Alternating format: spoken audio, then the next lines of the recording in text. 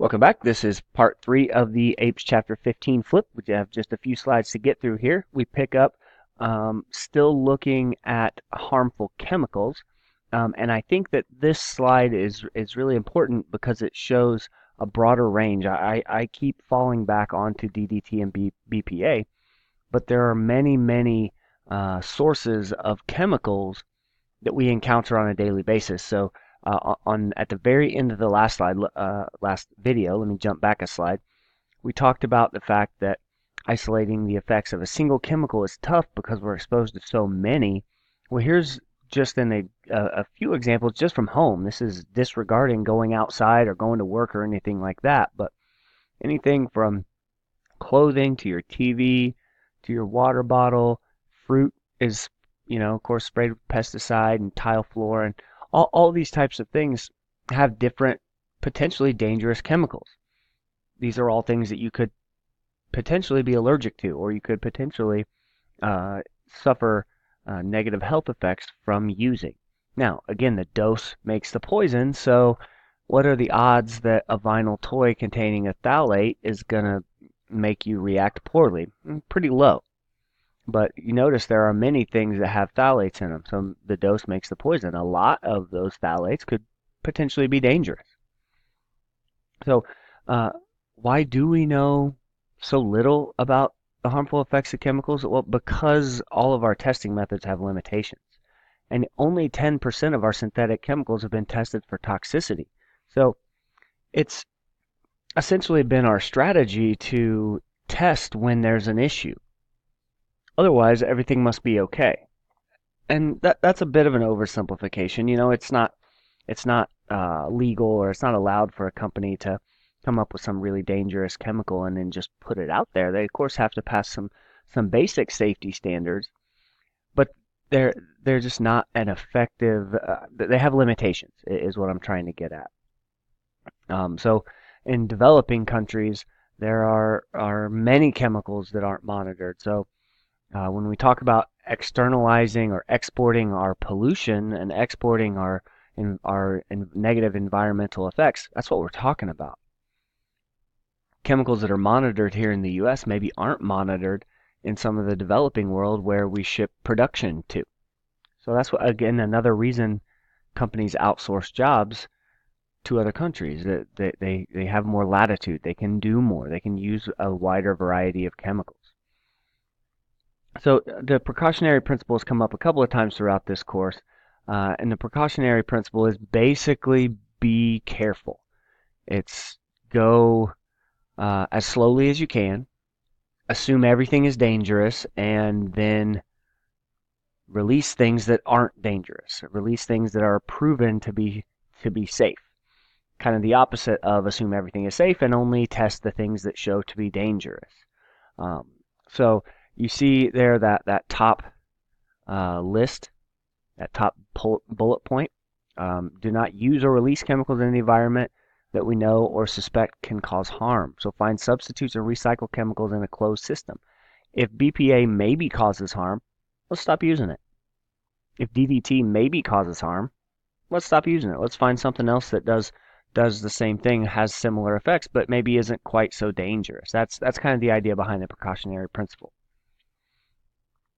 So there's some controversy on whether how fully we should implement.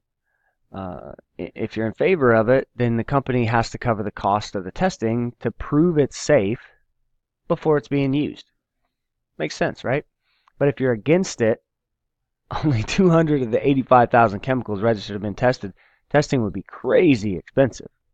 So think about what that would do to our economy. Think about what that would do to the amount of goods on the shelves.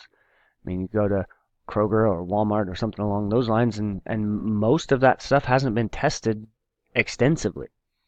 So we'd have to pull tons of products from the shelves, test them, test their component parts, test them for their combined effects, test them at many different dose levels, and then we could put them back on the shelf. By that time, a lot of it's going to have expired, and it's going to cost the company and the overall economy a great deal. So 15.5 talks about, well, let me just answer this question. We do a bad job of this. We do a really bad job of perceiving risk. So perceiving a risk requires a couple of things. Number one is becoming informed, and that's not easy. Sometimes the ingredients on the back of your shampoo bottle, you can't pronounce them. So how can you expect to understand the risk of a chemical if you can't even pronounce it? You don't know what's in it. It becomes tough to research. Then you have to critically think about that. You have to go through. Remember, way back in the first video, we had this slide that compared risk assessment and risk management. Well, this is part of being aware. What is the hazard? How risky is it? And what's the likelihood that it could hurt me or it could adversely affect me? Well, part of that is being informed. Part of that is thinking critically. And then this over here with the risk management, that's making careful choices. Do I use this product? Do I find a substitute for this product? Or is it worth finding another way? Jumping back to 15.5, this kind of ties back to that. The four greatest risks are living in poverty, being born male, smoking, and obesity. Being born male leads to many risky behaviors. We'll cover that more in class. I don't want to get too in depth in a recorded lecture. We'll talk more about that in person. Poverty is, of course, the greatest health risk because it's hard to buy food. It's hard to find food. You're susceptible to infectious diseases because maybe if you're in extreme poverty, you don't have access to health care or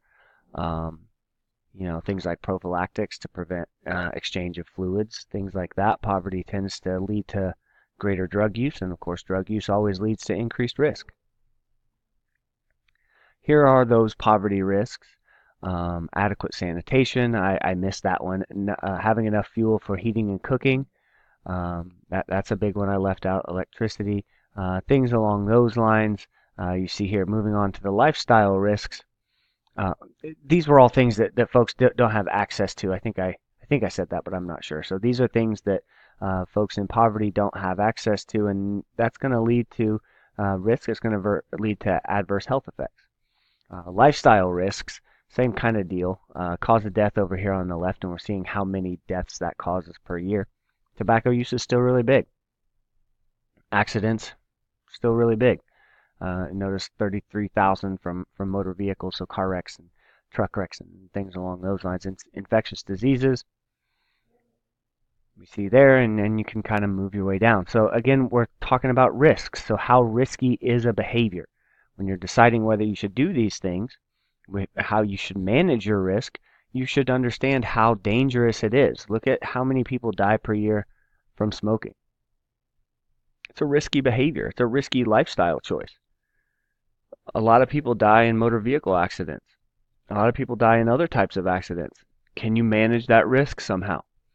Does riding a commuter train or riding a bus limit that risk? Infectious diseases excluding the flu, how risky is it to not wear a condom when you have sex? How risky is it to eat lots and lots of sugar? How risky is it to not get a flu shot and to drink and to take prescription drugs and illegal drugs? Of course, those are risky behaviors. These things are riskier than these.